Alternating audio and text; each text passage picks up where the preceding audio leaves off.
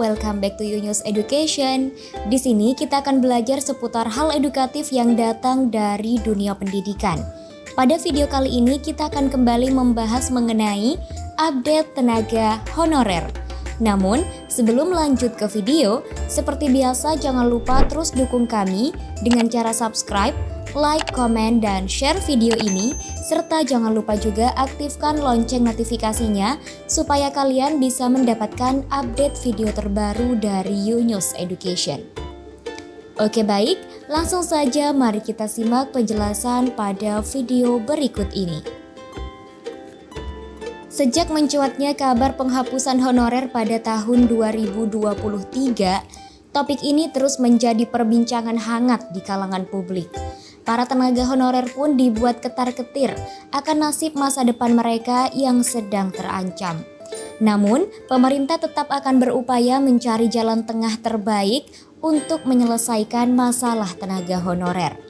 Akhir-akhir ini banyak beredar kabar terkait beberapa kategori honorer yang dihapus, sampai kategori honorer yang menjadi prioritas diangkat menjadi ASN di tahun 2023. Pada ulasan video kali ini kami akan membagikan terkait nasib tenaga honorer setelah beberapa opsi penyelesaian tenaga non-ASN diungkap oleh Menpan RB pada beberapa waktu lalu. Sebelumnya, Abdullah Azwar Anas selaku Menpan RB menyampaikan terdapat 3 alternatif solusi penyelesaian untuk tenaga non-ASN alias honorer. 3 solusi yang ditawarkan tersebut yakni tenaga honorer diangkat seluruhnya menjadi ASN, tenaga honorer diberhentikan seluruhnya, atau diangkat sesuai dengan skala prioritas. Dari ketiga opsi tersebut, banyak tenaga honorer yang bertanya-tanya terkait opsi terakhir, yaitu skala prioritas seperti apa yang dimaksud pemerintah dalam pengangkatan menjadi ASN. Anas selaku Menpan RB menyampaikan bahwa ada 2 kategori tenaga honorer yang menjadi prioritas dalam penyelesaian statusnya menjadi ASN.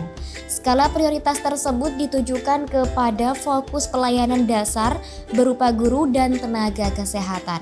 Hal ini bisa dimaklumi karena jumlah tenaga honorer guru dan kesehatan yang terbilang cukup banyak. Tenaga kerja dari 2 kategori honorer ini juga masih sangat dibutuhkan oleh negara.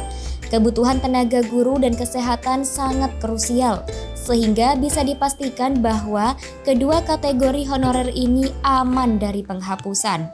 Dengan begitu, kategori honorer guru dan tenaga kesehatan tidak perlu cemas lagi, sebab sudah menjadi preferensi dalam pengangkatan ASN 2023. Jika tenaga honorer guru dan kesehatan jadi prioritas ASN 2023, lalu bagaimana nasib honorer di bidang lainnya?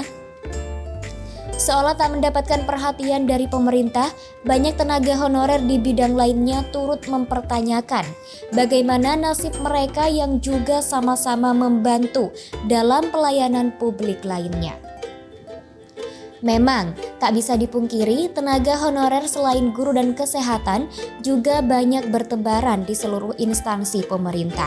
Sebenarnya, Menpan RB sudah menyampaikan akan hal tersebut, bahwa pemerintah juga tidak akan mengabaikan pelayanan di bidang lainnya. Sebab, menurut keterangan Menteri Azwar Anas, ia mengatakan bahwa bidang lainnya juga akan dipikirkan. Menpan RB menjelaskan bahwa bukan berarti bidang lainnya tidak diprioritaskan, akan tetapi pengangkatannya dilakukan secara bertahap. Prioritas ini kita rumuskan, kemudian kita lakukan langkah-langkah afirmasi bagi tenaga non-ASN seperti pendidikan dan kesehatan. Tapi bukan berarti yang lain tidak diprioritaskan karena penataannya dilakukan secara bertahap. Tutur Anas dilansir dari situs menpan.go.id. Dalam hal penanganan tenaga non-ASN, Menteri Anas mengakui bahwa dari banyak hal penting yang telah didiskusikan bersama stakeholder terkait, tetap harus diputuskan hal yang paling genting. Artinya, penyelesaian terkait penataan tenaga non-ASN atau honorer ini memang akan diselesaikan satu persatu, tahap demi tahap. Menteri Anas juga menegaskan bahwa penanganan tenaga honorer bukan hanya menjadi urusan pusat, tetapi juga pemerintah daerah. Sehingga, jika opsi yang dipilih ialah pengangkatan sesuai dengan skala prioritas, maka bukan tidak mungkin pemerintah juga akan melakukan pengangkatan tenaga honorer selain guru dan tenaga kesehatan. Demikian ulasan informasi yang bisa kami sampaikan terkait nasib tenaga honorer selain guru dan kesehatan. Semoga informasi ini bisa membantu dan bermanfaat bagi kalian, dan sampai jumpa di video Yunus Education berikutnya.